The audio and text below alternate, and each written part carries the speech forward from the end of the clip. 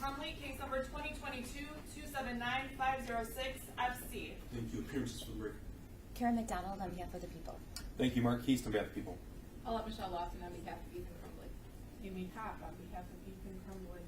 Rachel McKelvey on behalf of Ethan Crumley. Thank you. You may all be seated. Before we begin, I would note that the court is short the lunch period here to make sure that we can hopefully finish the proceedings this afternoon. If anyone needs to step out to eat additional food, the court will allow that. However, we need to conduct these proceedings efficiently and forthwith. And so, with that, people, you may call the next individual that wishes to speak. Thank you, Judge. Ms. Olivia McMillan. Thank you. Thank you, and good afternoon, ma'am. If you could, please state your name. Olivia McMillan. Thank you. You may go ahead and proceed with your statement to the court. I've thought about what I might say for almost 2 years now at the time of writing this statement. I don't think I could ever put into words or will ever be able to put into words the emotions I've gone through since that cold, icy day of November 30th. Desperation, numbness, guilt, fear, grief, loss, anger, hopelessness, yearning, the list goes on. I don't even know where to start or how to start. Since 2018, at the young age of 13, I've feared school shootings.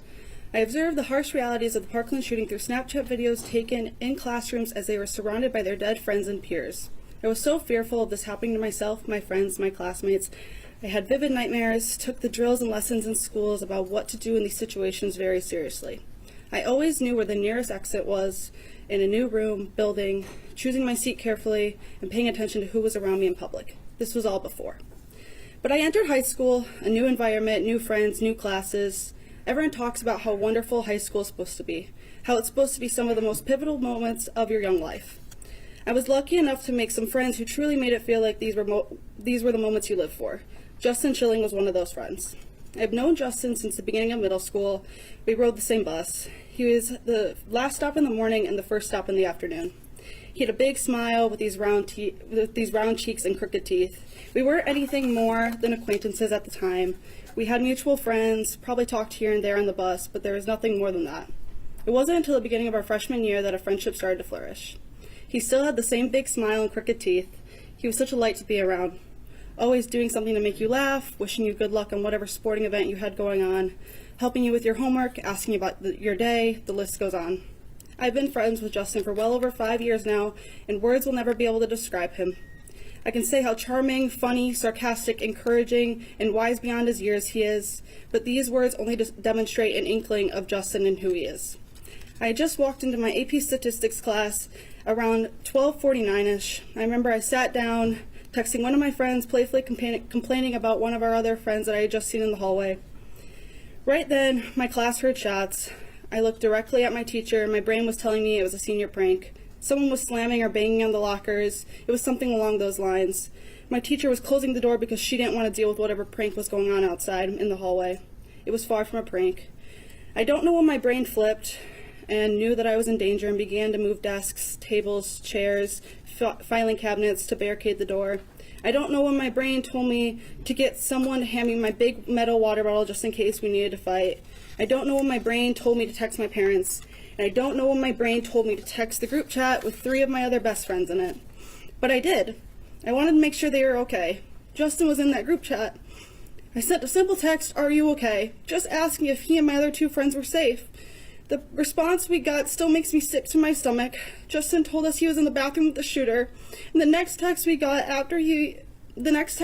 from him after was, quote unquote, "I love you guys." Little did I know that would be my last text I ever received from Justin. I didn't think he was dead. I really didn't. I believed he was going to be okay. From what I was being told, I knew it was most likely going to be a difficult recovery, but I believed for another 20 hours that he was going to be okay. I was planning on going to the hospital in a few days to visit Justin, hang out with him, and help him through this, just as he's always helped me with whatever I needed and whatever I was going through. The night after the shooting, I was sat in my room alone. There wasn't a future that didn't have Justin in it. He was going to get better, and he was going to continue to tease me. He was going to go to prom with us. He was going to graduate and walk across the stage, probably brag about all his honors and rewards that he was going to get. We were going to celebrate it. He was going to be there for our last summer before college, swimming, bowling, having bonfires, taking film photos, and then after that experiencing college and making years of memories. From the day I met Justin, I knew I wanted to be his friend. And as I got to know him, he became more than just a friend. He became family. I knew he was going to be in my life for years to come. I just didn't know it was only going to be as a memory. He wasn't able to finish his senior year. He wasn't able to go to prom or graduate. It was ripped from him all in one of the most horrific and gruesome ways possible. I dream of what could have been. I have vivid nightmares of what has happened and what could happen. If myself and my classmates were gunned down in our high school, what makes that any different from going to a grocery store or on the street or a coffee shop or a restaurant? There isn't a difference. I don't trust people anymore. Anyone walking by in a car sitting 2 seats over, I don't trust anyone in any circumstances. Noises, I wonder if it was a car. Why are there so many sirens? Was that a gunshot or just a bang of a dumpster, the crash of metal? Or maybe a pop of an old banged up car driving by? Or at least that's what I hope. I try to lay down at night and escape the real world, but I can't. It's almost worse as I try to fall asleep. Sleep paralysis haunts my nights. All my fears and anxieties I've been pushed down throughout the day come full force in the most nights, paralyzing me in fear, not allowing me to sleep peacefully. Peacefulness never comes. I believe that the defendant should be given the maximum sentence, life without parole. I never want to see the defendant or hear about the defendant ever again. The defendant took the lives of Hannah St. Juliana, Tate Meir, Madison Baldwin, and my best friend Justin Chilling. And they will never be able to experience the world, so why should the defendant? Now I only have memories of Justin because of the defendant's actions, and I would like to share one. For those who have known Justin, knew that he gave the best advice, even when you didn't ask for it sometimes. While I struggle to remember every piece of advice he's ever given me over the years, I wanted to share this one. Quote, "There's no reason to be sad because it all doesn't matter. Life will end. And that's why you can't care about everything, you know? Just care about what makes you happy because that's all that matters. Because in the end, we don't have much time. So do what makes you happy." And that was from Justin Chilling. Thank you. I'm sorry for the loss of your friend, but thank you very much for your statements this afternoon. Thank you. Thank you, sir. Thank you. Next is a minor judge. Thank you. And if again we could please turn away the camera and no photographing of minors. Thank you. And good afternoon to you. Because you're a minor, you do not have to say your name for the record if you don't want to. But of course, if you want to say your name, you're more than welcome to do so. With that, you may proceed with your statement this afternoon. Thank you. I'm Frederick Shepard. Thank you for letting me speak today, Your Honor. If I could, I would like to address the defendant, or offender, sorry. I wanted to clarify to you one small thing before you go and spend the rest of your pointless waste of a life sitting there with nothing left to rot away to. I know that through all of this, you desperately wanted to be remembered as one of the school shooters. I know you wanted to be loved and cared for from the awful things that you did, but you have never been loved, you have never been cared for, and you will never be remembered. You may attempt to convince yourself that you have finally got your way, that the world, or more importantly, your parents are finally able to see just how messed up you are. But even to this day, nearly 2 years later, they don't. Once they found out what was happening that godforsaken day, they did not care about you. They didn't text you to find out if you were okay. They never called just so they could hear your voice. They never said the words, "I love you." And once the dust had settled, they didn't attempt to find their child, who had supposedly just been through the most traumatic experience of their life, but instead they ran. They ran as far away from you as they possibly could. When even your own two parents, who are supposed to love you and care for you, no matter what the world may throw your way, don't love you, you know you are unloved. You may think that in some small way, the news has to be remembering you. The news has to remember you any time they report on the story. But they don't. They do not care about the actions, but instead the consequences. They do not care about the person who committed the crime, but instead the people affected. You are simply a forgotten teeny tiny puzzle piece someone lost under the couch and never cared enough to find. You will never be remembered. Your microscopic brain may still believe that because you committed the heinous act of unthinkable violence in a public building that remains standing, you will be remembered and cared for. You will not. In 5, 10, 15 years, no one will remember you, let alone what happened in that building. They will not remember the predator, but instead the prey. They will not remember that one cold, hell-like day a student had enough of this world and decided to take it out on innocent people, but instead the innocent lives who were cut entirely too short. You may think that in some incredibly small ways, the families who are yelling at you, insulting you, screaming obscenities at you, must care about you. They don't. They couldn't care less if it was you sitting in front of them or if it was someone off the street. They are not mad at you. They are not upset with you. They are not wanting to kill the person sitting there. They are mad at the situation. They are upset at the situation. They want to kill the situation. No one cares if you are a part of their life or not. Your speck of a brain may still believe that when the family speaks of their loved ones, they have to be reminded of you. They don't. When they speak of their loved ones, they remember the laughs, the cries, the ups, the downs, the in-betweens, and the love, not the fear, unsettlement, and sense of danger they had to endure in the last seconds of their life. They remember the beautiful, amazing lives they lived, not the horrendous last seconds they had to interact with you. You may still have the idea that by me standing up here in front of you, by me expressing all of this anger, I must hate you, which in your jumbled translation means I love you. I hate the feeling that every time I am somewhere in public, I need to have people constantly surrounding me, so I can easily blend in and escape. I hate the feeling that I constantly need to stand guard, and constantly need to mark every possible exit, think through every situation, watch every single person that seemingly looks suspicious to me, just in case someone came in wanting to kill me. I hate thinking that every time I go to bed, there's someone just outside my window, someone who has been stalking me, waiting for the perfect moment to shoot me dead. I hate constantly being reminded of the hell that I endured. I hate seeing flashes when I close my eyes at night. I hate hearing bangs in my head. I hate hearing sirens. I hate picturing that hallway I was in. I hate that my trauma is all I can ever think about. I hate the position you have put me in. But I do not hate you, and I certainly do not love you.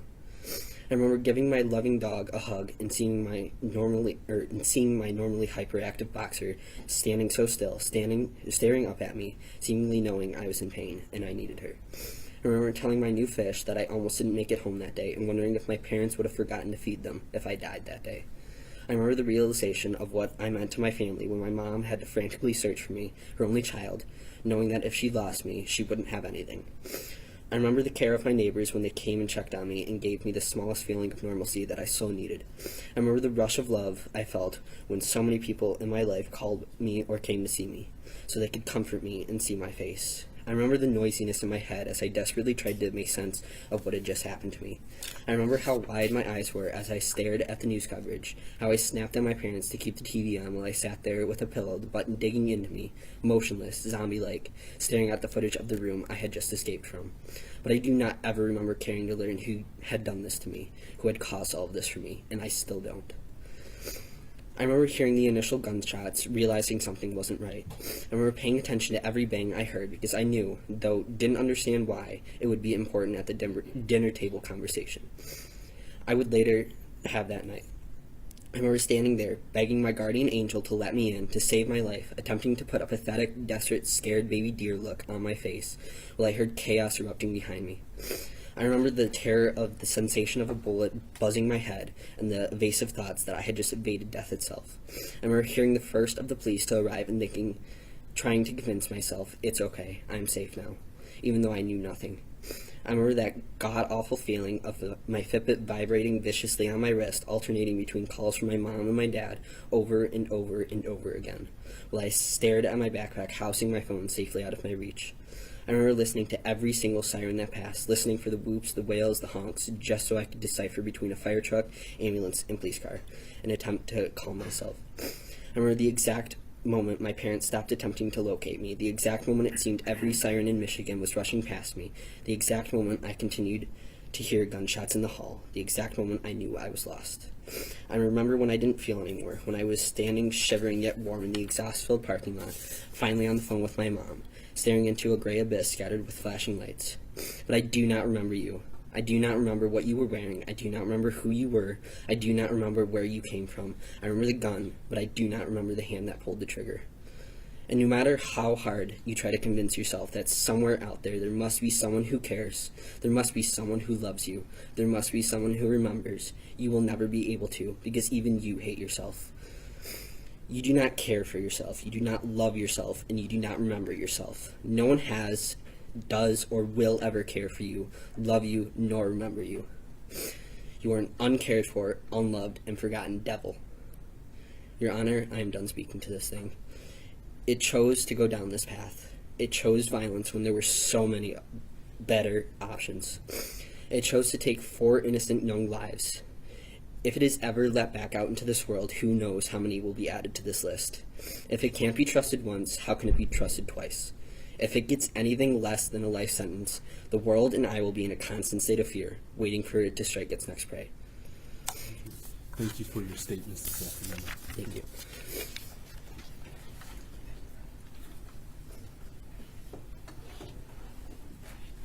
Next speaker is a minor as well, Judge. Thank you. The next speaker is also a minor. Thank you.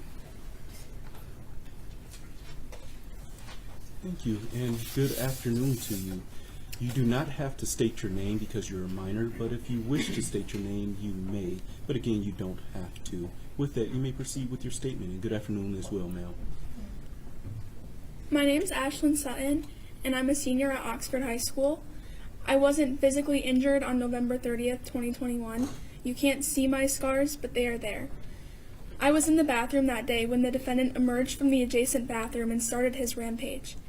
Moments later, there were 5 girls in the bathroom. 4 walked out ahead of me and headed to class while I stayed back in the bathroom. After hearing the deafening noises, I came out of the bathroom stall to see those 4 girls and others, or I came out of the bathroom to see those 4 girls and others on the ground, bleeding and seemingly lifeless. That was when I realized what was happening and ran back into the bathroom to hide. Alone and terrified, I wiggled the closed-off handicap stall open and crouched behind the toilet in hopes if someone came in, they wouldn't be able to see me. I called my mother, who stayed on the phone with me for the majority of the time I remained in the bathroom. On this call, I texted my friends that I loved them. After hearing the cries from my classmates outside the bathroom, I decided I had to go out and help. However, a security guard told me to get back in the bathroom. I couldn't hear what was being said on the intercoms, so as the minutes dragged on, I sat with my legs pushed up against my chest, shaking in fear that an active shooter still roamed the halls. Eventually, a plainclothes officer came into the bathroom. He didn't identify himself. I thought he was the shooter, so I did what I was taught and I stayed hidden. His footsteps came closer and closer to the stall that I was in, and suddenly he kicked open the stall door and pointed a gun to my head. I screamed, fell to the ground, and waited for the gun to go off.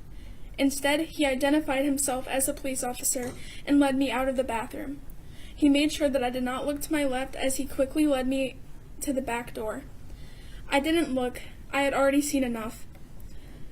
The relief of realizing he was law enforcement did little to erase the trauma of that moment as I was led out of the bathroom, forever changed. The impact of that day has followed me through every aspect of my existence, casting shadows on what was a life filled with innocence. I was a sophomore and just 15 years old when this happened. Before that day, school was a place of growth and companionship. It was where I was supposed to feel safe, where I was meant to build a foundation for my future. But the events that unfolded and shattered that sense of security and left an undeniable mark on my soul. The emotional and psychological aftermath is an unrelenting torment. Post-traumatic stress disorder has become an unwelcome companion, invading the sanctuary of my mind with flashbacks and anxiety and a profound sense of vulnerability. The simplest of sounds, a door slamming shut, a distant shout, can trigger an overwhelming surge of panic, transporting me back to the terror of that day. Sleepless nights are plagued by vivid nightmares, and the stress and anxiety is often manifested by physical symptoms. Things that were once so simple became so difficult. I couldn't even walk into a public bathroom for months afterwards. Be left home alone for any amount of time, or make it through a school day without experiencing debilitating panic attacks. Relationships with loved ones have been strained as we all navigate the aftermath together. Simple joys are now clouded by the specter of once was, and the path to healing seems never ending. While I am grateful to be alive, the weight of survival is a complex and conflicting emotion. I feel a responsibility to honor the memory of those who were lost, yet the guilt of living when others did not is a heavy burden that I and others like me must bear. Your Honor, I humbly request relief from the duty that may one day require me to confront the defendant at a parole hearing. It is in my solemn plea that the possibility of parole be denied, ensuring he never has the opportunity to harm another person. As you deliberate on the consequences for the defendant, I implore you to recognize the enduring impact on survivors. Justice is not only about punishment, it is about acknowledging the depth of our pain, the strength it takes to endure, and the resilience required to rebuild shattered lives. Thank you for your time, consideration, and understanding of the profound impact this tragedy has had on my life. As a survivor, I want not only to talk solely of the pain, but also to emphasize the strength that can emerge from a tragedy. In the face of unimaginable pain and loss, I have discovered an inner strength that I never knew existed. It is a strength that has propelled me forward, allowing me to rebuild my life and find purpose amidst the chaos. May our collective experiences serve as a catalyst for change, a resounding call to address the root cause of senseless violence. Thank you. Thank you for your statements this afternoon, and your strength definitely shines through your statements this afternoon, so thank you for those statements.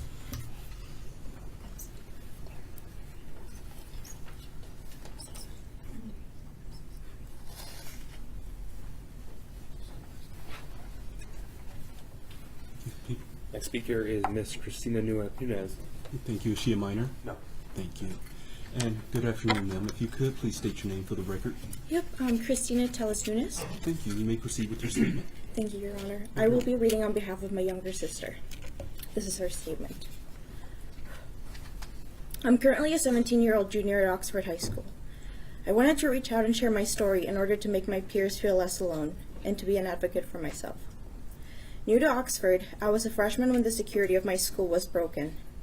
At 15 years old, I was put in a scenario where a classroom of less than 10 students and no teacher had to lock down. The first classroom behind the bathrooms, room 325, had 2 doors and little resources to use. However, as a group, we managed to move a filing cabinet to block the door, gather scissors, textbooks, and any classroom materials we could find in order to defend ourselves. I cried and hid under a desk while I called 911. Those who stayed in the classroom when the gunshots were fired were the students who, like me, responded by freezing in place. I remember sitting under a table, texting my sister, asking her to pick me up. Asking, I don't know if it's a realistic drill, but we heard gunshots and I'm scared. Could you pick me up when this drill is over? I remember writing notes to my family in case something happened to me. They were the first thing on my mind. I remember finding out that night through social media that a sweet girl like Hannah passed away. When I moved to Oxford, I didn't know anyone, but I'll never forget Hannah's kindness as she helped me brainstorm ideas that could help me fundraise for my project. Sweet suggestions of jewelry making and bake sales motivated me to branch out more at school. Her compliments in my math class always made me feel welcome. I owe her so much for making Oxford feel like home. No student should ever have to fear for their safety in school. For months after November 30th, I struggled with sleeping due to the nightmares I would have. I needed outside help for me to sleep. Now, at 17 years old, I still fear for my own safety at school and in public. I always look for the nearest exits in crowded places, and when I get stressed out, I have recurring nightmares of the shooting happening again. In order to move forward, I need to know that he will never have the chance to see my school again. This was an act of terrorism, endangering a crowded public space, instilling fear in a community, and leaving behind many victims who will have to deal with this event for the rest of their lives. The Oxford community is brave and loving. Please consider aiding us in granting the security, closure, and support that we need. Thank you. Thank you. Thank you for your statements this afternoon. They're truly appreciated.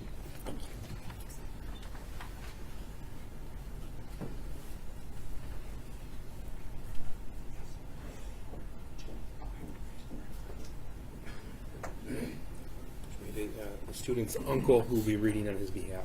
Thank you. Good afternoon, sir. If you could, please state your name for the record. My name is Jeff Bean. Thank you. You may go ahead and proceed with the statement. Thank you. I'm reading today for my niece Imani Tenorio Penter. who was a junior at Oxford High School in November of 2021. Deputy William Bean has worked at Oakland County Jail for 36 years. He became a second father figure when I was 3 years old. I look up to him every day. And even though he has been a sheriff deputy for this long, I can confidently say that I have never heard a live gunshot until November 30th, 2021. That day was filled with loss. The loss of my best friend, the loss of trust, the loss of my childhood, and the loss of respect for a lot of people. I've been walking around the curved hall at OHS. I passed room 256 and kept going. I was supposed to be in room 242 that day, but instead, I was in 244. I did what an average high school student would do. I stopped in the hallway and talked with my friends before class. That is when I heard something I had never heard in my life.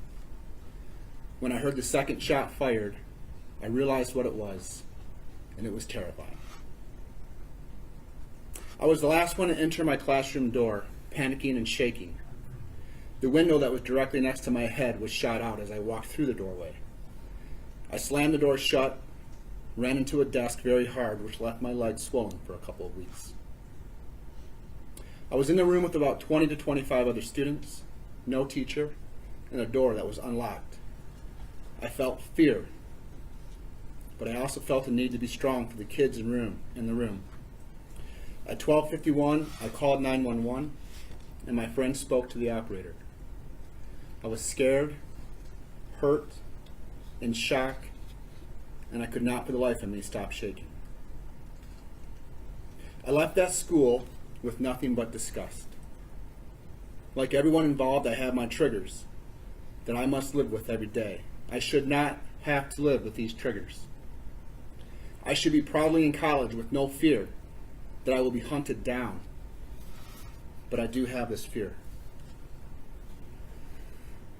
I am grateful for an amazing family of 5 who I look up to every day and who help me to heal. Sherry, Buck, Trent, Ty, and Tate are and will always be my role models. Tate Muir was killed on November 30th. And what did the Muir family do in the aftermath? They created an organization to help other kids like the shooter, so they have support, so this will never happen again. They are the strongest family I know. Helping others is what we should be doing. But instead, we're here today, trying to decide if the shooter should have life in prison with or without a chance of parole. This person should have life in prison with no chance of parole because Tate, Hannah, Justin, and Madison have no chance of going to college, no chance of getting married, no chance of having children, or even simply eating dinner at the table with their families again. I am overwhelmed by the unfairness these 4 families have to suffer through and the 7 who are going through a very long recovery process. The shooter stole something for which I will never be able to forgive him. I also know the shooter wants to see this terrible trauma students, staff, and our community members went through on that day. But what he needs to know is this: our community is way too strong to allow that. So instead, we fight for what is right, we open beautiful gardens, we build and create organizations, we continue to share our art, and we donate organs. Thank you. Thank you, sir, for the statements this afternoon. I appreciate it. Thank you.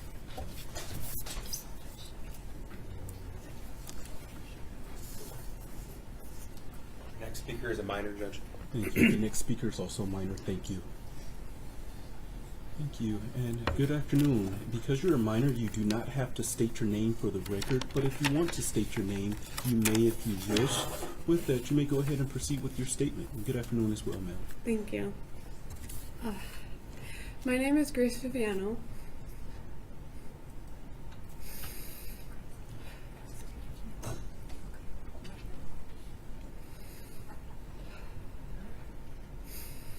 And on this day, November 30th, I was 15. I could not even drive yet.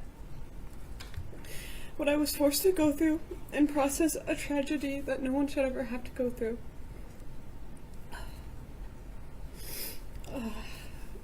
And I never thought this would ever happen at my school. After this day, I couldn't sleep for weeks. I had a lot of survivor's guilt and was overall angry.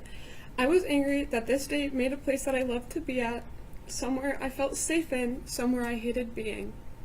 I never wanted to step into Oxford High School ever again, but I wasn't going to let him take that away from me. Now whenever I go to other schools or anywhere else, the first thing that I look for is an exit, just in case this were to happen to me again. Just in case I'd have to run for my life again. And for the waste of a human that's sitting in this room with us, love will always win. You will be forgotten in a few years, and the 4 that you selfishly took away from us will live on. In your honor, I hope, because of the terror and disregard for human life, I hope you give him life without parole. Thank you. Thank you for your statements this afternoon. It showed a lot of strength to be here, so thank you for that. Thank you. Thank you.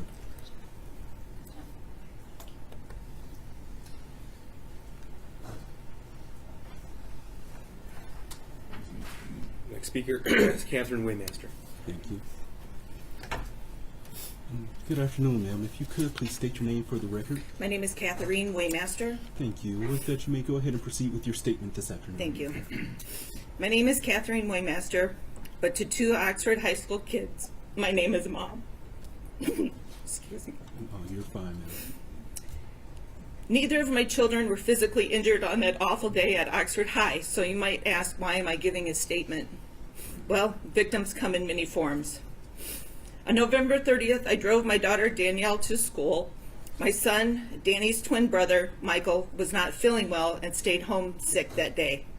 I then drove to work about a mile down the road. A few hours later, a co-worker ran up to me and asked if I knew what was happening at the school. Her son had jumped out of a window and wanted her to come get him. In just seconds, our phones blew up with social media alerts. There was a shooting reported. I texted my daughter, "Are you okay?" She replied, "Yes, we're in a lockdown." I said, "Stay calm." She said, "We're in a lockdown?" At that moment, she and her teacher thought it was a drill. I said, "Keep your head. Do what your teacher tells you." She simply replied, "I'm scared."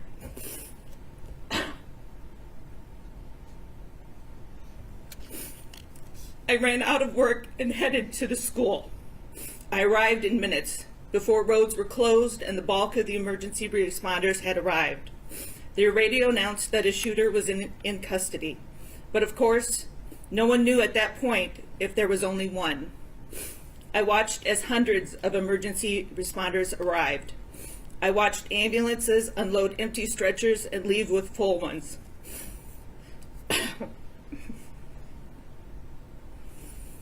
I watched as other parents tried to enter the building and be held back by police. I watched a SWAT team suit up in full gear to enter a building where my daughter was still in. My daughter was in a classroom less than 50 feet away from where the shooting began.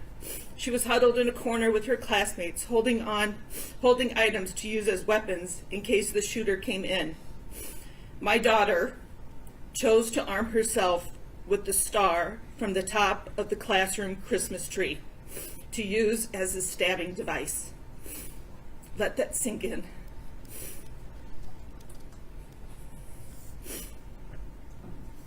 We continued to text. My daughter was using her Apple Watch because her phone was across the room in a holder along with all the phones of her classmates. It was by the door. Phones were ringing and buzzing like crazy as parents were trying to connect with their kids. My daughter was in that classroom because she wanted to drop off her backpack before she went to the bathroom. She had just left her friends, Phoebe and Eli. They would walk together almost every day at that time. Had she not detoured, had she stayed with her friends, what would have happened?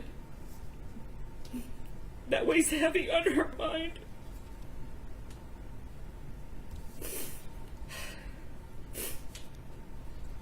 After some time passed, my daughter's classroom was evacuated. I then drove to meet her at the Myers Garden Center. As I rounded the corner of Oxford Road and Bray Road, I saw hundreds of kids heading to the safe place. Some running, many crying, holding on to each other. It's almost indescribable. I then turned into the store's parking lot. Hundreds and hundreds of parents were there. It was chaotic. By the front door of the store was a classroom of special needs kids. When I saw one boy there, the most innocent of innocents, looking around in utter confusion, I knew at that very moment that true evil had come into our lives. What conversation went on in that home that night, I can't even imagine. As for my daughter, it had always been her dream to become a teacher. Anyone who knows her would tell you she would make a great teacher. On November 30th, that dream stopped. The fear of having a student like the defendant scares her. She thought she knew him. They were in many classes together over the years. She saw no evil brewing in him. She's afraid she will not see evil brewing in students she might have as a teacher in the future. To cope, my daughter packs her days from sunup to sundown with activities. Quiet moments with time to think are hard. In the first few months, we would be up talking till 2 a.m, trying desperately to wrap our heads around why this happened. Being in crowds is difficult for her. The thought of living on a college campus frightens her. Loud, unexpected noises are hard to manage. Sitting in traffic is upsetting because there's no clear exit out of it. She struggles with maintaining concentration to complete tasks, and the list of impacts goes on. Excuse me. Although my son was not in school that day, he too has been deeply affected. He thought of the defendant as a friend. They played video games together in school when they had free time in class. The defendant would help him with homework in class. My son trusted him. My son trusted you.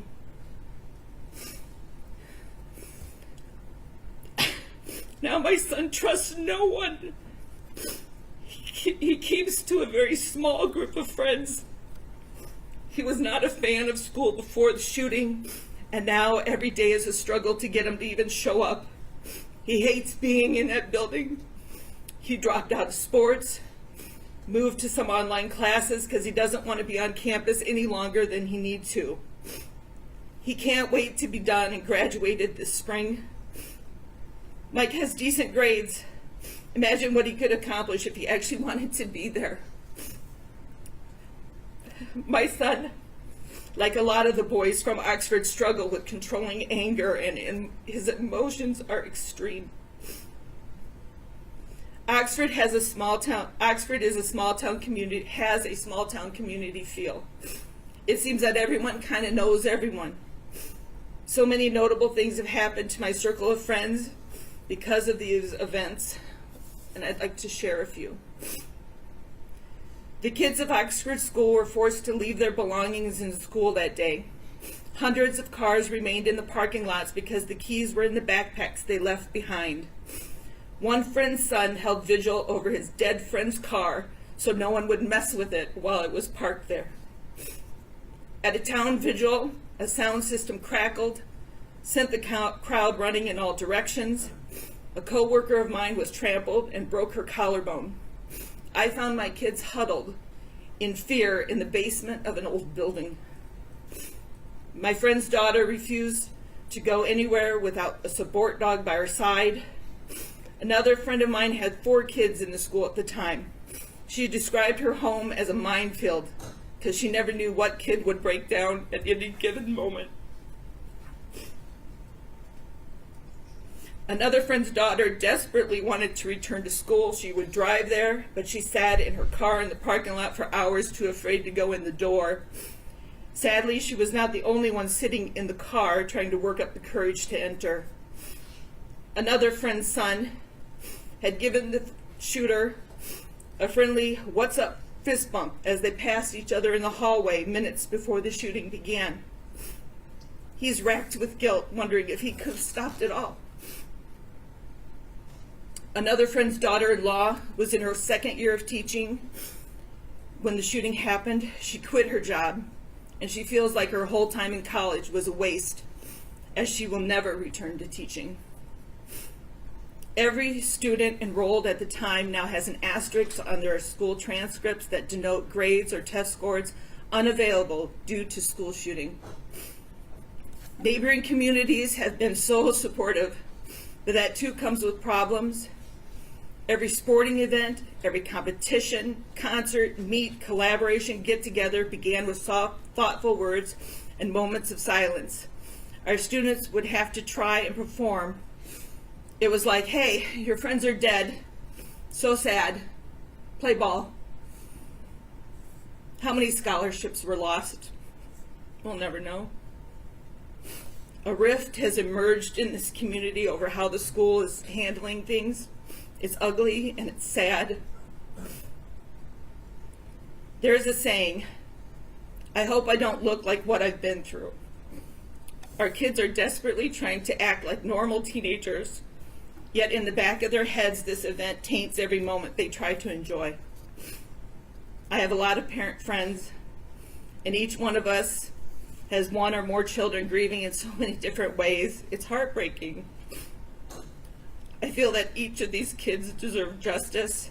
There were nearly 1,800 students and staff in the building that day, nearly 300 first responders, and hundreds of parents like me all left to pick up the pieces of the defendant's quest for fame. On the count of terrorism, I ask this court to sentence Ethan to the maximum allowed, and I want to thank you for this consideration. After I wrote this statement, my daughter was asked to write an essay at school, and I would like to include the words that she wrote. She had to write a statement of something that changed her mind or changed her perspective, and this is what she wrote. "Since I was a little girl, I've always looked up and wanted to be a teacher. I remember playing in my bedroom with a school desk, making my friends be students, pretending to teach them. I can remember asking my sister to buy me a microphone so I could talk into it just the way that teachers did at school. I've always looked up to my teachers and have always wanted to become one. The way they connected with my peers and myself inspired me to pursue teaching as a degree. Unfortunately, a day came when my whole dream changed. On November 30th, a lone gunman and fellow classmate walked into Oxford High School and in just a few violent moments nearly ended my dream. For a long time I felt isolated and not sure if teaching was the right career for me. I felt I was alone and I would never be able to protect students if I was in the teacher's shoes. I started to explore other degrees, but nothing sparked me the way that teaching always has. I soon realized that I could not let the actions of one troubled individual stifle my passion for teaching. I know I will always have uneasy feelings walking in public spaces, such as schools, malls, movie theaters. This event has left a permanent scar on my mind. But since this time, I have found the love for teaching again. I have shadowed many teachers. I feel that if anything is to occur, I would be able to protect those students rather than anyone else. I have now been accepted to OU for elementary education, and I would not change a word. Thank you. Thank you. First off, good luck to your daughter at Oakland University. Thank you for your statements this afternoon, as well as the statements of your daughter. I listened very closely, so I truly appreciate that, ma'am. Thank you.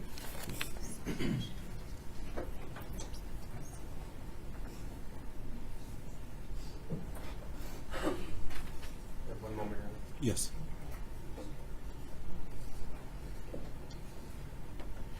Judge, our advocates are going to confirm that nobody else is here to read. A minor student did ask that I read his statement for him. Thank you. You may proceed. His initials are E.K. November 30th is a day I will always remember. November 30th completely changed my life. Never in a million years did I think I would be standing here today talking about the impact the school shooting at my school had on me. I shouldn't even need to be here. But on November 30th, that all changed, and that distant thought became my reality, as well as everyone else in the Oxford community. Everyone knows what happened that day, so I won't share anymore, but I will tell you exactly how this boy changed my life. Ever since that day, I have constantly tried to find ways to heal and live with this new reality of life. What is this new reality? This new reality of life all stems back from the events that took place that day. I feel as if I can't live a life without worrying or being afraid of reliving what happened on November 30th. The thoughts of reliving that day haunt me. I think about it all the time, and that is something that shouldn't happen. I'll go to class and I'll constantly look for an exit. I'll be at a party and I watch everyone and not be able to have fun because the constant thought of something going wrong will always be in the back of my mind. Those events took my innocence in a way that I will never be able to get back. I used to be able to have fun and enjoy every moment of everything, but now I struggle to have fun because one individual took that away from me. At times, I hate that I am the way I am. I want to be able to have fun and live a normal college experience. But instead of having fun, I feel like I need to be proactive in case something happens, and I need to protective in case something happens. I need to get my people that I love out. Another big thing that hurts is when I go home from school, I expect to hang out with all of my closest friends from high school. Many of them I can and still do hang out with.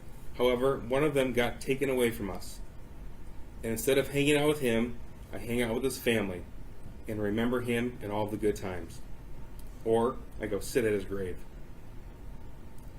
When I'm around anything or anyone that reminds me of Justin, I get overwhelmed, as if he's there with us, but not physically. Even though it feels good to know he's there, it's still the hardest part. On that day, not only did I lose one of my best friends, but I also lost a teammate and one of my mentors. I played football with Tate and was on the verge of quitting, but if it wasn't for him and another teammate, I would have lost so many amazing memories and things I will forever hold. In the locker room, I see how Tate led everybody, and even throughout the school, I strive personally to lead like him. At the time, I was 18. An 18-year-old should never have to experience the events that my community and I experienced. Nobody should, ever. Now, almost 2 years later, I still struggle with the effects and feelings that I developed after that day. As for sentencing, I feel like all of the community wants only one thing, which would be for this boy to be sentenced to life without parole.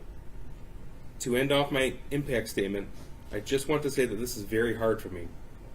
Not because of the person sitting across the room with handcuffs, but because it's hard to relive everything that happened over and over again. I also never wish this pain on anybody else, and I could never imagine how the families feel, and I think about them daily. I love everyone in the community and will never forget. Thank you, Judge. Thank you, Mr. Case. Judge, we have no further victim impact statements. Thank you. With that, counsel, please approach.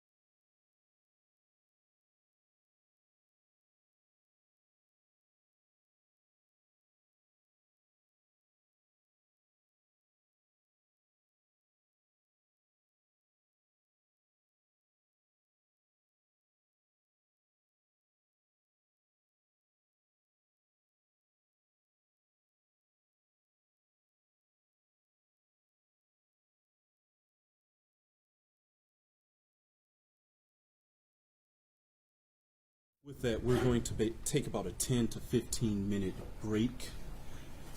To those in the gallery, please be seated until the defendant has left the courtroom. As I indicated, when we come back, I will hear from the people, I will hear from the defense. At that time, then the court will give its ruling. With that, deputies, you may take the defendant.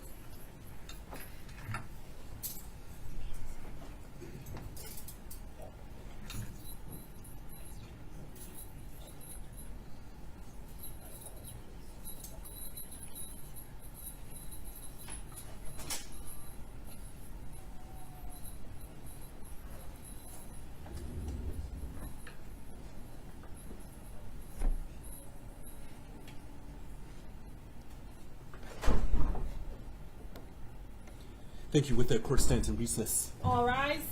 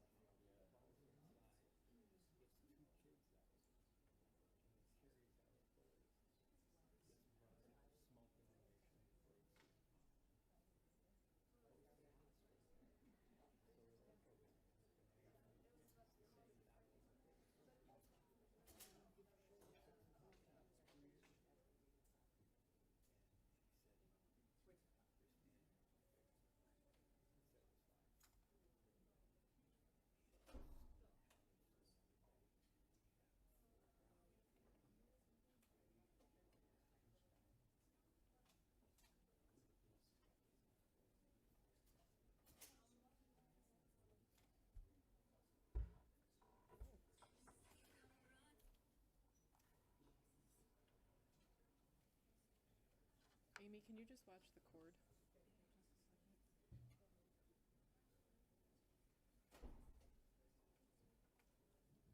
Before I break something and have everybody angry at me.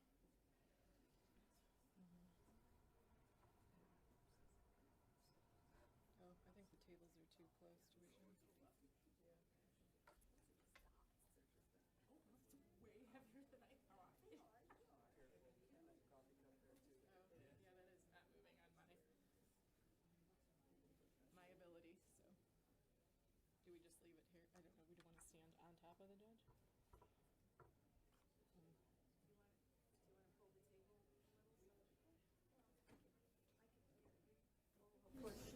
It isn't going to take much, actually.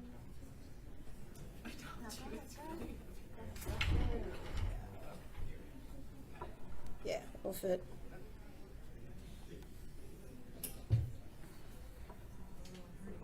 What's the blue wire, though? I don't know what the blue wire is, so I don't want to pull it out. I don't know what the blue wire is. Can you, okay.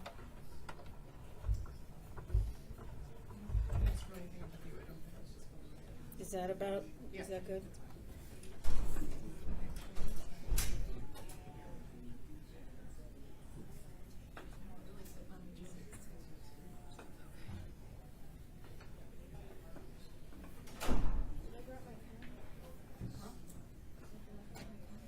I have an extra.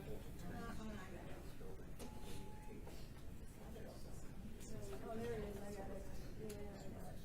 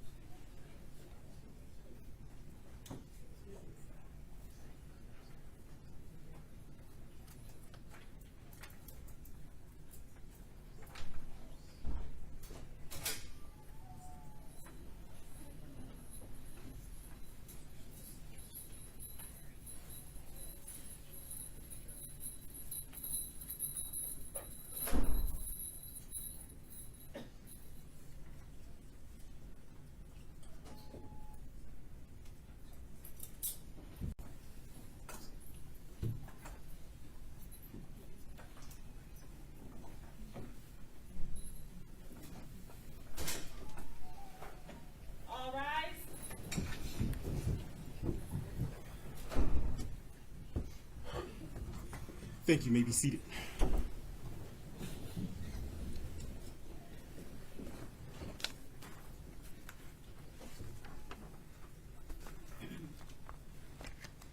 Your Honor, calling People versus Ethan Crumley, case number 2022-279-506 FC. Thank you. Appearances for the record. Karen McDonald on behalf of the people. Thank you. Mark Keast on behalf of the people. Paula Michelle Lofton on behalf of Ethan Crumbley. Amy Happ on behalf of Ethan Crumbley. Deborah H. McKelvey on behalf of Ethan Crumley. Thank you. With that, you may all be seated. With that, people, you may proceed with your elocution.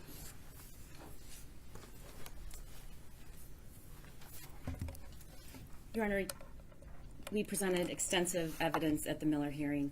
I know the court has read our briefs. I do not intend to make any of those legal arguments here and rely on the testimony and the briefing that we did during that hearing. I do need to address, however, newly additional arguments that the defendant made in his sentencing memorandum, referencing the guidepost report and essentially placing the culpability on the school officials. I want to say that there's not any dispute based on that report and all of the other facts that we know that there were numerous failures on that day by various individuals. But none of those failures diminished defendant's responsibility and the culpability for the decisions that he made up to and during the school shooting. And in arguing that other actors should have done more to intervene and stop him from his own planned, conscious actions, defendant fails to acknowledge that he consciously chose not to reveal his plans and that he, along with his parents, sought to cover up the fact that his parents had just bought him a gun. And finally, all of those were decisions, there were numerous decision points where he had an opportunity to choose another path, had an opportunity to say, I want help, I'm planning on shooting this school up in that office. Despite the failures that occurred that day, I do not believe that it is, I find it hard to stomach that those arguments could be used during these proceedings to somehow take the culpability away from the defendant. The court heard from some of the victims during the Miller hearing. However, as the defense argued and objected numerous times, it was not a victim impact statement. That hearing was indeed not about victims, not about hearing from victims. It was about the defendant and his actions. Your Honor, today was about victims. Today we learned their names, their faces, and we heard their voices. It's been 2 years. 2 years. The statements made here today are just a small portion of the victims, and their statements are only brief, but they reflect hundreds and hundreds of others. I'm not sure if the court is aware, but there were a lot more victims who initially intended to give their oral statements, and as today approached, and even today, decided that wasn't something that they could do, which is further evidence of the trauma. It's impossible to give anyone a realistic description of what the last 2 years have been like for these students, brothers, sisters, teachers, dads, moms. It takes courage to stand before the court in this room and relive the most painful thing that has ever happened to someone. It will take courage and grit every single day for the rest of their lives. We will all go home when this is over. But for these victims, there is no going home because their loved one is not there. And their kids are forever changed, injured, traumatized, and working to get through each day, as you heard every single one of them tell you.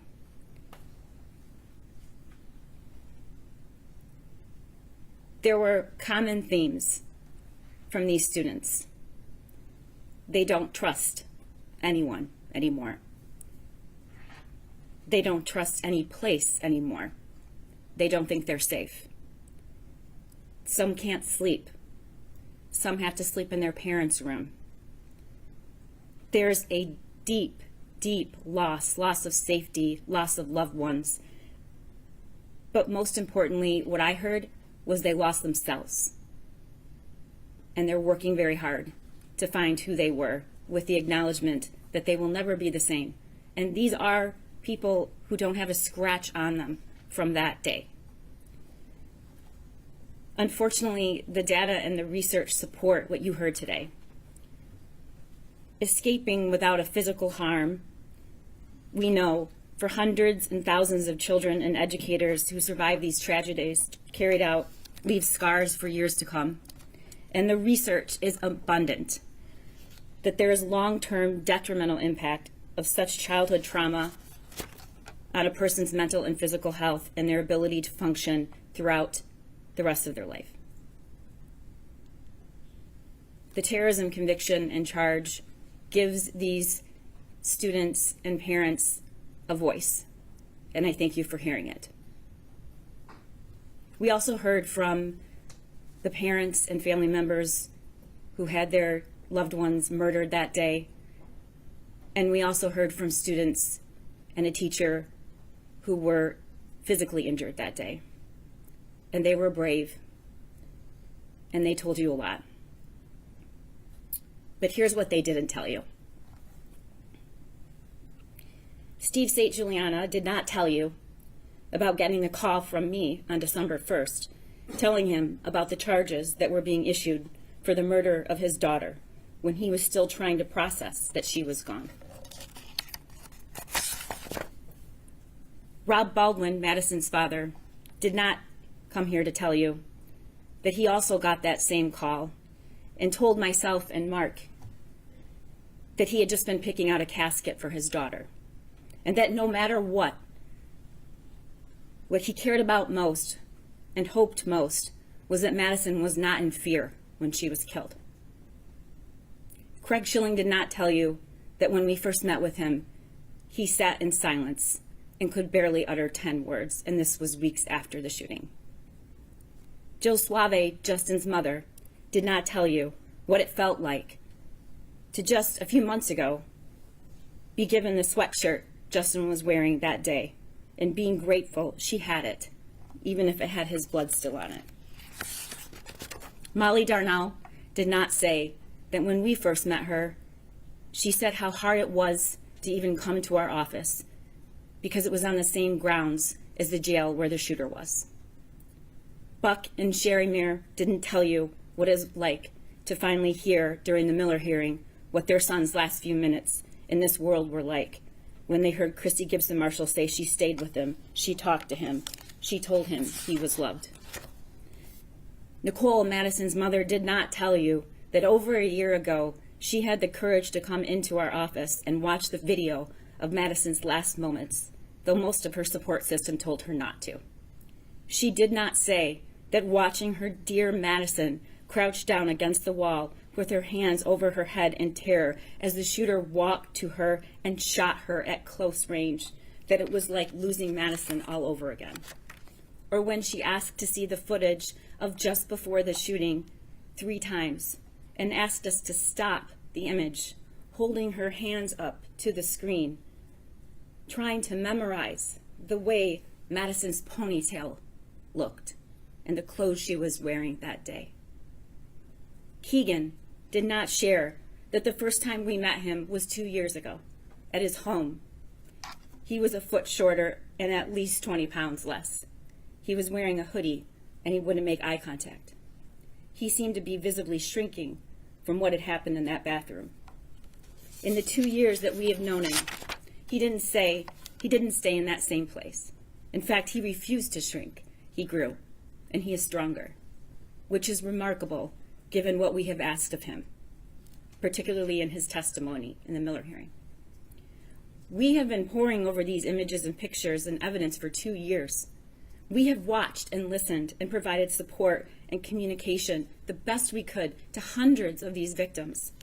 The sheer force of the destruction, violence, trauma, and murder that the shooter caused that day did not stop at the doorway of Oxford High School.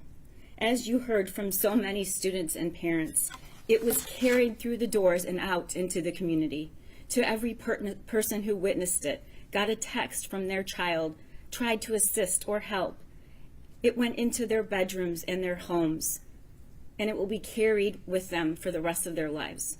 The shock waves that we have had a front row seat to these past 2 years as prosecutors and victim advocates, it is indescribable. Indescribable. They've endured the hearings, the media reports, the delays, the appeals, more threats. They've been told that they weren't entitled to information about how this could happen at their school.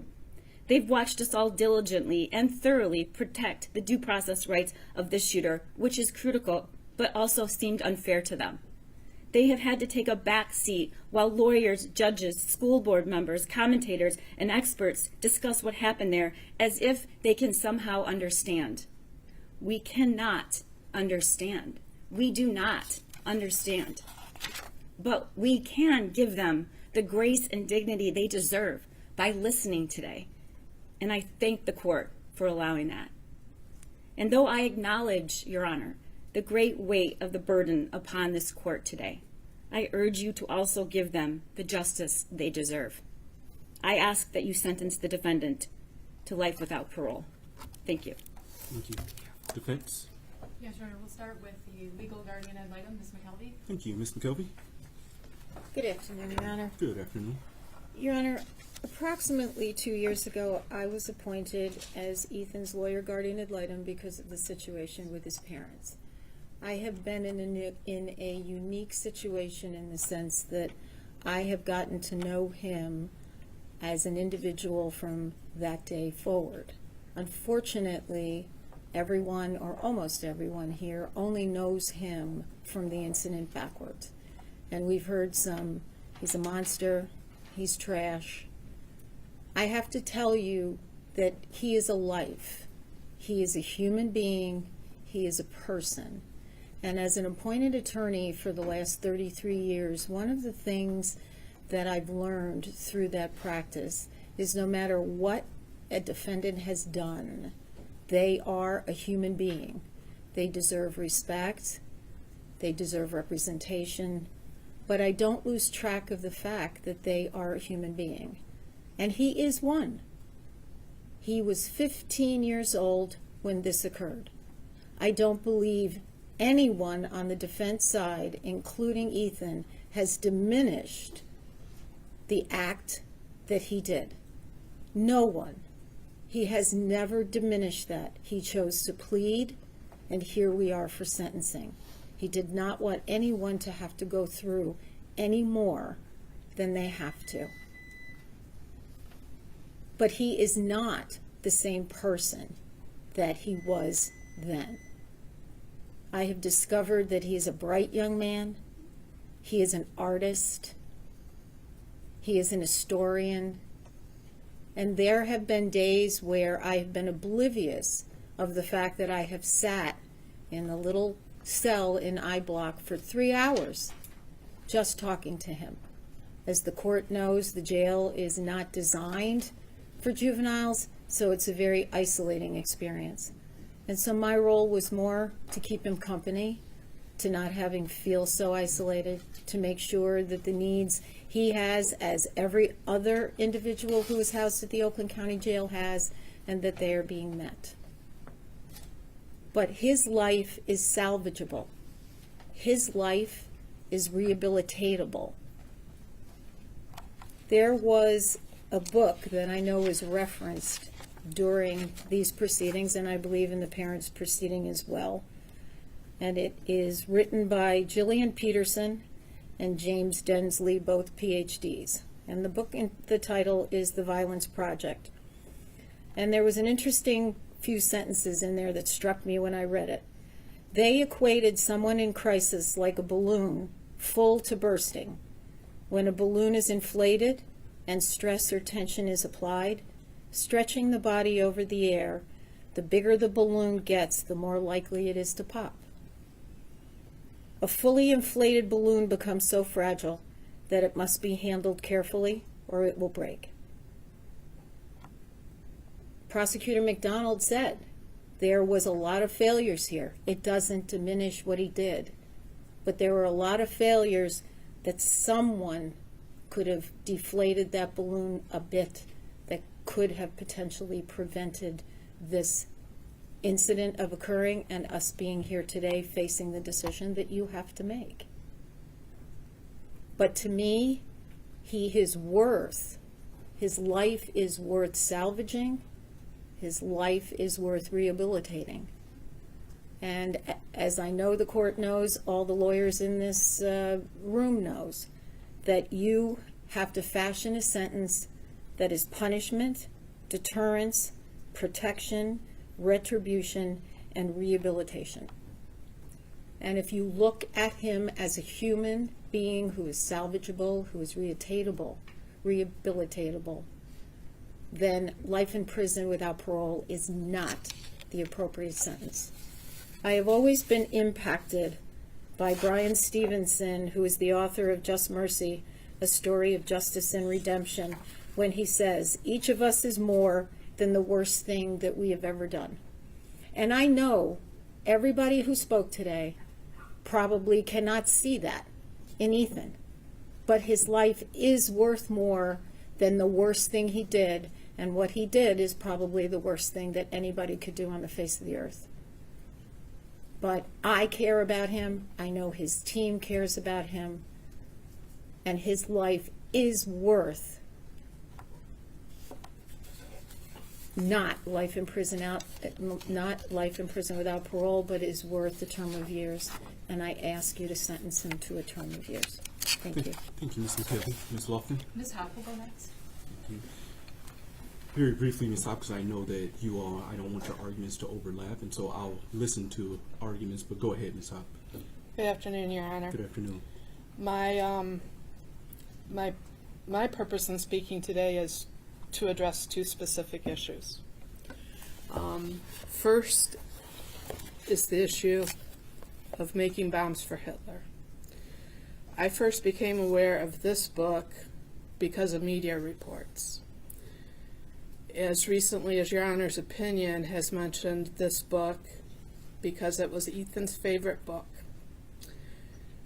This book is published by Scholastic Publications, which, as Your Honor probably knows, and many people in this room do know, Scholastic is an organization, a company that specifically provides books to schools. They provide them to students in schools through those little newsprint flyers that come home once a month, once every other month, for parents to buy books for their children. They run book fairs in schools. They provide opportunities for teachers to buy their books to have in the classrooms. This book is about 200 pages. I've read it twice now. The age group that this book is geared toward is 9 to 12 years old. This is not, despite the title, and that's kind of why I'm addressing this book, it's not a pro-Hitler, pro-Nazi book. It's not a how-to on how to make bombs or anything of that sort. What this is a book based on the real-life stories of, in this particular case, a Ukrainian person who during World War II was kidnapped at the age of 9 and enslaved by the Nazis. These stories came to light after the fall of the Soviet Union in 1991. Ethan loves history. This book is about the 9-year-old main character who once was kidnapped, was thought of as a useless person because of her age by the Nazis who took her. She went on to arrive at the first work camp where she was enslaved, to be treated as, referred to, and called as subhuman solely because of her ethnicity being Eastern European. It follows her as she worked in the very brutal slave labor camps, as first in the laundry, then because of her, and I use quotes for these, deft tiny hands, attention to detail, and patience, was moved to the metalworks building of that work camp. At the metalworks building of that camp, they prepared the bombs that the Nazis used. Her specific job was to load those metal bombs with gunpowder. She and the 5 other girls, because they were all maybe 15, 13, 11, 9 years old, came up with the idea of replacing the gunpowder with the dirt around their work facility in order to purposely sabotage the bombs of the Nazis, because they were anti-Nazis. They were hoping for the day when the Allies would free them not only from Hitler, but from Stalin and his force or influence over the Ukrainian citizens. This is one book in a set of 3, each from a different perspective. This particular young lady had a younger sister whose life was very different. At the end, when the war was over, this book, as well as the second book, who's about a friend of hers from the camps, talk about going from camp to camp, looking to reunite families, and how they did that with messages. It also indicates that they weren't able to successfully return to their country of Ukraine or Russia, because under Russian law, at that point, Stalin considered them Nazis because they had worked in these enforced, enslaved labor camps. It's actually a very captivating series, and even as an adult, I enjoyed it. And I'll disclose I have a major in history, so history is also close to my heart. I can definitely see why, as somebody who enjoys history, Ethan would have liked this book. And again, because the title is so misleading about the contents of the book, I thought that was important to bring to the court's attention. Secondly, and I'm not going to detail or go over again the testimony of Dr. Romanowski from the Miller hearing, but I do want to talk about our prison system very briefly. The goal of our prison system is punishment and rehabilitation, and we know that because there are cells with doors that lock, but there are also programs. There are education opportunities, employment skills programs, job training programs, counseling programs, and even programs geared toward re-entry into society. There is a parole system, which Dr. Romanowski talked about, and I want to fill in a couple of blanks there. If given a term of years, which I am asking the court to do, Ethan would be eligible at the minimum number of years for parole. There is a board that would review his eligibility. Part of what they look at is a worksheet that includes all of the crimes he's committed, all of the programming he's participated in, and the extent to which he participated.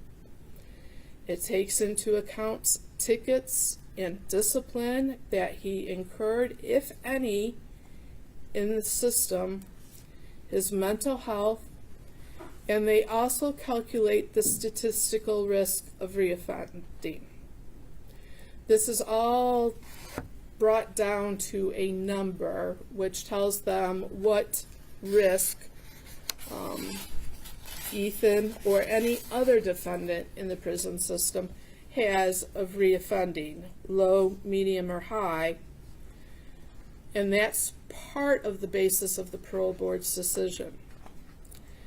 The other part depends on input from the prosecutor's office, input from victims and victims' families, an interview with the defendant, him or herself. The decisions of the parole board at one time used to be appealable. If parole is denied, the inmate can no longer appeal that decision. If parole is granted, however, the prosecutor's office has the opportunity to appeal that decision. The parole board is a specific group of individuals with expertise in parole. If a defendant or if Ethan has not been rehabilitated, parole is denied.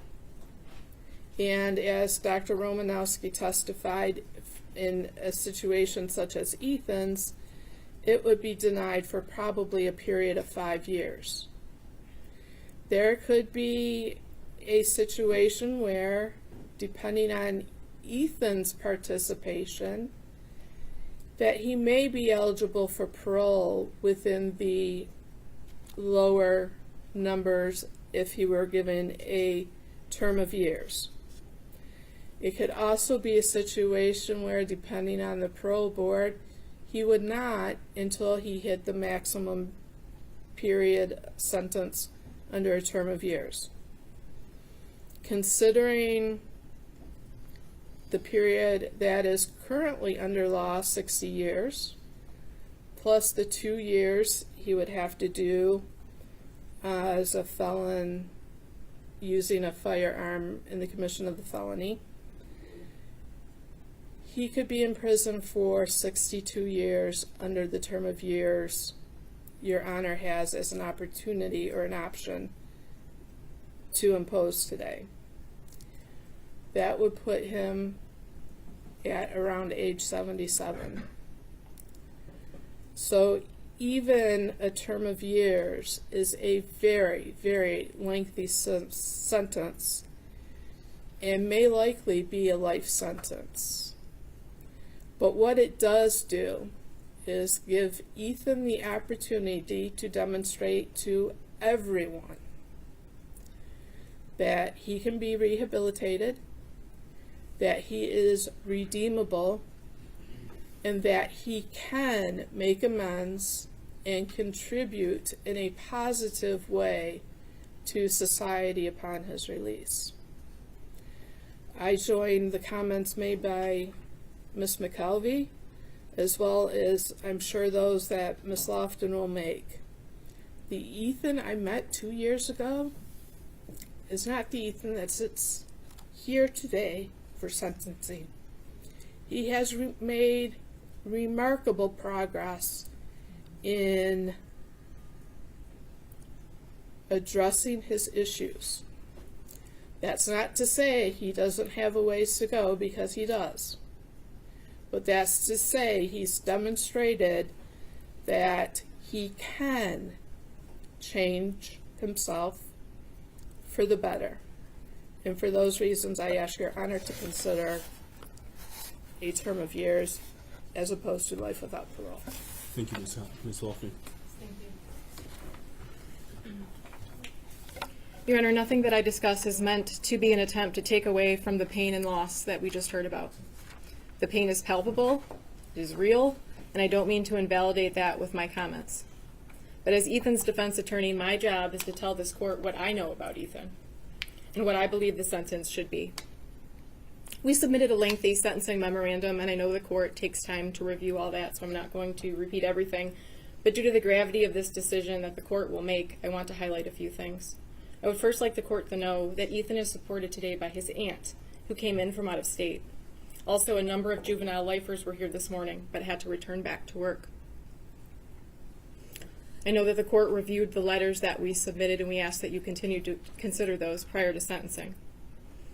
I first met Ethan on December 4th of 2021. That day I met a broken and extremely sad and hopeless kid. He didn't look up, he didn't make eye contact, he barely spoke. In the first few months I wasn't sure that we would actually make it to sentencing. He was depressed and still suffering from the mental illness that he came in with. After being arrested, he never saw the news or social media or the vigils that were held. He committed these acts and then was locked in a vacuum. When we had the initial placement hearing, it was the first time that he experienced the anger of his community and the pain that he caused. He did not take that lightly. Over the last 2 years, I have watched him go through all of the stages of grief. Ethan has never bragged about what he did. Ethan dreaded in-court hearings because, unlike what has been said about him and what he wrote in that journal, he doesn't like attention. After being on medication and seeing a psychiatrist for 2 years, after having upwards of 175 visits with me, visits from Miss Hopp and Miss McKelvey, after talking to his aunt weekly, reading the Bible, reading novels, and spending so much time in solitary confinement, he is a different person. He has already made so many changes, and he is remorseful. He has been able to keep out the dark voices and thoughts. He sees the wrongs in his thinking and his actions. He has hope for the first time. He tries to be better every single day, and I am confident that he will continue to do that in the Michigan Department of Corrections, whatever your Honor's sentence may be. At the Miller hearing, the prosecutor introduced internet searches that Ethan made concerning punishment in Michigan. They also showed parts of his journal where he talks about a life in prison. Just because Ethan looked up what a life sentence is or what the punishment is for killing people does not mean that is the appropriate sentence under the law and under the facts that we are operating with. Would a healthy 15-year-old be okay with going to jail and prison for the rest of their life? Absolutely not. The fact that he even researched what his sentence could be and then still went forward with his actions only further shows how depressed and mentally ill he truly was. I want to talk a little bit about the journal. When you read Ethan's journal and you compare it to the notes from Dr. Anaker that we attached in our sentencing memorandum or the report of Dr. King, it sounds like a completely different person. And after meeting with Ethan for over 2 years, I now understand that the journal was the worst of the worst. It was an exaggeration of his thoughts. It was a place where he could say anything and there was no judgment. It was a sounding board without reverberation. He could make himself sound scary. He could make himself out to be a person that would be remembered. How do we know this to be true? We can look at the internet searches leading up to November 30th. We can also look at the step-by-step description of what was going on in his head that he gave Dr. Anaker. A few examples of the searches within a week or two of November 30th. Should you do something that scares you? What happens if you have depression and anxiety? What causes mental illness? Can you get in trouble for not doing homework? Am I a sociopath? Can hormones make you have bad thoughts? How to tell your doctor that you have depression? Can a therapist tell your parents? How to tell your parents you have depression? He was still trying to figure out what was going on with him. He acknowledged that something wasn't right, but he did not have the support or the connections with adults that could help him. So while just reading the journal and listening to his video the night before could leave you with the impression that this was a master plan that had been crafted for weeks without hesitation, I don't think the other evidence supports that. He struggled with his actions until the moment he came out of that bathroom. I want to touch briefly on the guidepost report, and I have never said that that report diminishes Ethan's culpability. Ethan pled guilty, not even no contest, and wanted to move directly to sentencing. Dr. Colin King, in his detailed report and while testifying, discussed implicit bias as a reason that the school acted in such a manner when dealing with Ethan. He came to this conclusion because nothing made sense about Ethan being sent back to class. We obviously, at that time, at the time of the Miller hearing, we were not privy to the inner workings of the district. But the guidepost evaluation and report goes so much deeper than the rationale of implicit bias. The report says the school failed Ethan. The report found that the school should have conducted both a threat assessment and a suicide intervention assessment in light of Ethan's conduct, and he should not have been sent back to class. The report says they had a student with recent mental health concerns raised by a teacher who previously had mostly flown under the radar at a big school with poor grades, fair attendance, and no serious discipline history. A student who now on back-to-back occasions violates school policy, first by viewing bullets, and then by watching a video of a guy gunning people down. That raises a serious red flag. It's not a close call. Ethan's concerning behaviors and statements at the very least might suggest physical violence or a threatening situation. So why is this relevant in this case and at this stage? Again, this report is not offered as an excuse or justification. This report is not offered to minimize the gravity, but we argue that this report, combined with the other things that we have mentioned, should persuade this court to a sentence of a term of years. If the professionals didn't recognize that he was on the precipice of a crisis, how do we then expect a mentally ill 15-year-old kid to be able to recognize that he was spiraling and come right out and ask for help? How can we expect a 15-year-old boy to tell a counselor that he had no relationship with his deepest, darkest secrets, the thoughts that took over his mind? Finally, I want to discuss rehabilitation. Montgomery versus Louisiana. While a sentencing court might encounter the rare juvenile offender who exhibits such irretrievable depravity that rehabilitation is impossible, and life without the possibility of parole is justified, this penalty will be uncommon because of children's diminished culpability and heightened capacity for change. When there is no evidence that the defendant could not be rehabilitated, there is no reason to conclude that the defendant, like the great majority of youth, lacks the capacity to change and mature. People versus Taylor. No one has a crystal ball. And while it's impossible to say that Ethan will be able to be rehabilitated and be a productive member of society worthy of release, it will not be impossible to make that determination with decades of daily records of his behavior and human interaction. The parole board can evaluate everything that you do not have at this point to determine if he is rehabilitated. If you give Ethan a term of years, he will have to prove himself every single day. In my sentencing memorandum, I attached triumph reports from Sato that highlighted a number of juvenile lifers that were released under Miller. I also attached a number of letters from those same individuals who are supporting Ethan. In each of those cases, 20 to 30 years ago, a judge told them that they couldn't change, that they were irreparably corrupt, and they were wrong. Many of those individuals had no idea that the law would ever change or that they would get another chance to be released into society. Even knowing that, they did good things in prison. They took classes. They stayed out of trouble. They became better people.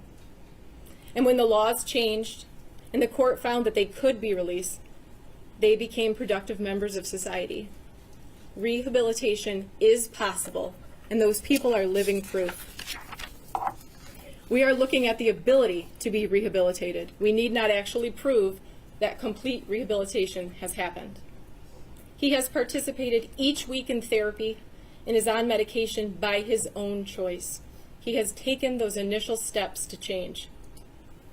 Ethan Crumbley is not the rare juvenile offender who exhibit such irretrievable depravity that rehabilitation is impossible and life without parole is justified. Your Honor, we ask that you sentence Ethan Crumbley to a term of years. Thank you very much. Thank you, Ms. Loughlin. With that, Mr. Crumbley, is there anything you would like to state before I pass sentence? Your Honor, may he stand? Yes, you may.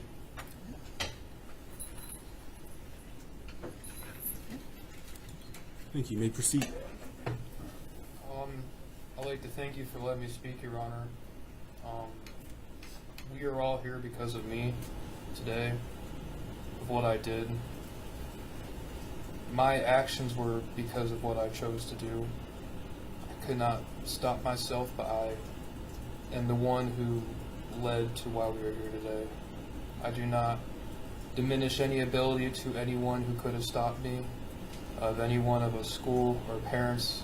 They did not know, and I did not tell them what I planned to do, so they are not at fault of what I've done. I am a really bad person. I have done terrible things that no one should ever do. I have lied, been not trustworthy. I've hurt many people, and that's what I've done, and I'm not denying it, but that's not who I plan on to be. Whatever sentence it is, I do plan to be better than I am. I don't know if you'll believe that, but records of 15, 20, 25 years can show that I will change. Because it may not show it now with only 2 years of records, but I am trying. And all I want is for the people I hurt to just have a final sense of culpability that justice has somewhat been served in any capacity that they can recognize it with. Any sentence that they ask for, I ask that you do impose it on me, because I want them to be happy, and I want them to feel secure and safe, and I do not want them to worry another day, because I really am sorry for what I've done, for what I've taken of them. I cannot give it back, but I can try my best in the future to help other people, and that is what I will do. So, thank you, Your Honor. Thank you.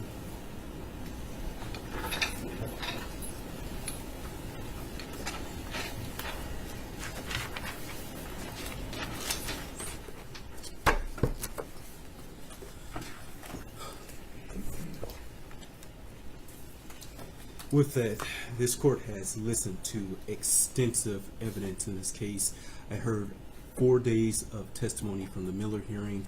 I presided over numerous placement hearings. I conducted the initial placement hearing in this case, and so the court is fully aware of the defendant's upbringing. I'm fully aware of the circumstances that brought him before the court. First, to the victims of the deceased, the court sends out its sincerest condolences to their family.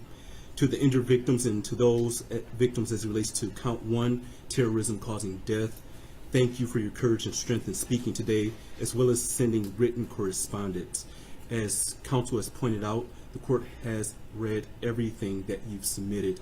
I've read the defendant's sentencing memorandum. I've read the people's response thereto. I've read all of the exhibits that were attached, and I've read every single victim impact statement over the course of 3 days. Probably took me closer to 36 hours to read all of this, and so I've read everything and have gone back through the complete file. The letters truly gave the court a sliver of insight into the unique and amazing personalities of Justin, Hannah, Tate, and Madison. The court cannot begin to imagine the fear that the parents of those students at Oxford High School had on November 30th, 2021. I cannot even begin to fathom. To have to wait and mire to see if your loved one would return is heart-wrenching, and that's true terror. And not to have your loved one show up at Mire, the court could not imagine the pain. I know that whatever sentence the court imposes will not bring your loved one back or cure the mental anguish or lifelong physical scars that some of you have. But I hope that this sentence does allow you to close one chapter in your life. I also want to thank law enforcement that responded that day, because I know this has not been easy on them as well. As previously stated, the court has read defendant's sentencing memorandum and the people's response. Again, defense argues that the defendant should receive a term of years because of the defendant's alleged mental illness. Defendants cite People v. Bennett 335 Mich. at 409, a 2021 case. The court notes that it is not saying because the defendant may be mentally ill that that automatically means he's irreparably corrupt. What the court notes is that he has an obsession with violence, that this act involved extensive planning, extensive research, and he executed on every last one of the things that he planned. As the court stated in its written opinion and order regarding the Miller hearing, defendant's alleged mental illness did not interfere with his ability to extensively plan for months. His actions, nor did it interfere with his ability to execute those plans. This started with him asking for a better gun to conduct the school shooting. He had initially a .22 caliber weapon that he wrote would not do enough damage. And so weeks and weeks prior to this offense, he started to formulate this plan and knew and asked for the weapon that he could cause the most harm with. As counsel is aware, the goals of sentencing do not only involve rehabilitation, but also involve deterrence and punishment. Deterrence is two parts. It's private deterrence for the defendant in hopes that they would never commit an act like this again. But then there's also public deterrence, where the public sees the punishment that the individual has received in hopes that the public will never do anything like this in the future. The court has read the report from Guidepost Solutions. It was very lengthy. Respectfully, the court does not find this report to be mitigating in this case. The report simply points the finger at Oxford Public Schools. While the court agrees that more possibly could have been done, that issue is not properly before this court. We are here for sentencing based upon the defendant's actions, not the alleged shortcomings of others. As the defendant pointed out himself, he took responsibility. And he himself is not asking this court for a term of years. The court cannot underscore defendant's extensive planning and execution in this case enough. He practiced shooting at a gun range. He practiced racking and unracking the gun. And on November 30th, 2021, he could have chosen not to conduct the school shooting. When his parents were called to the school on that morning for his drawings, he could have said something then. He had a gun in his backpack at that time. When the school counselor advised the parents to please get him help within the next 48 hours, he could have stopped then and simply accepted the help that was going to be offered for him. Because according to the reports, his mother said that she'd get him the help. He could have changed his mind. Unfortunately, after shooting the first person, Phoebe Arthur, he could have changed his mind at that point. But he didn't. He continued to walk through the school, picking and choosing who was going to die. As the defendant said in his own words, this is nobody's fault but his own. He stated this afternoon that with help, that probably would not have stopped him. That is absolutely concerning to this court. The court apologizes to the victim for the bluntness, but defendant shot and killed Justin Schilling at point-blank range after having him get down on his knees in front of another student. He shot Hannah, who was already shot once before. He walked up to her to finish the job by shooting her again. That is an execution. That is torture. He shot most people multiple times. And as he wrote, he did this for notoriety. And he wanted to go down in history as the biggest school shooter in Michigan history. The court cannot ignore the deep trauma defendant caused to the state of Michigan, but in particular the Oxford community. The court simply cannot ignore that. The court notes that teachers and students returned to Oxford High School after this tragic event. The court cannot even fathom or imagine walking through the halls of that school knowing that your fellow student, your friend, your classmate was killed in a restroom or in the hallway. Most, if not all, of the letters that I read advised the court that there are a significant number of people in Oxford that now have PTSD, that now have survivor's guilt, and deep depression that arose from this incident. Defendant's actions clearly created a new normal for all of the individuals involved, and all of those indirectly impacted as well. Unfortunately, this is what the defendant wanted, as he wrote in his journal. He wanted to see the impact of his crime, which is why he did not take his own life. Again, this goes back to the defendant's extensive planning. He chose not to die on that day because he wanted the notoriety. The terror that he caused in the state of Michigan and in Oxford is a true act of terrorism. Respectfully, defendant is the rare juvenile before this court. The court, having read the PSI and being fully familiar, but before I get that, I will also note that counsel brought up an issue of making bombs for Hitler. The court, that does not change the court's opinion about the defendant's obsession with violence. I thank Ms. Hott for bringing that to my attention, but it still does not change the court's opinion about him being obsessed with violence, because his obsession was also outlined in the websites that he visited. His obsession was also outlined in his extensive drawings of violence. And his obsession continued, as I noted in the court's opinion in order, even while he was in the Oakland County Jail. With that, the court, having read the PSI and being fully familiar with the defendant and the underlying facts of this case, believes that it is in the best interest of justice as well as proportionate to the needs of this case to sentence defendant as follows. As it relates to docket 2022-279-506 FC, count 1, terrorism causing death. Sentence of the court is that defendant shall serve life without the possibility of parole, credit for 8 days served. Counts 2 through 5, homicide, first degree, premeditated murder, juvenile defendant.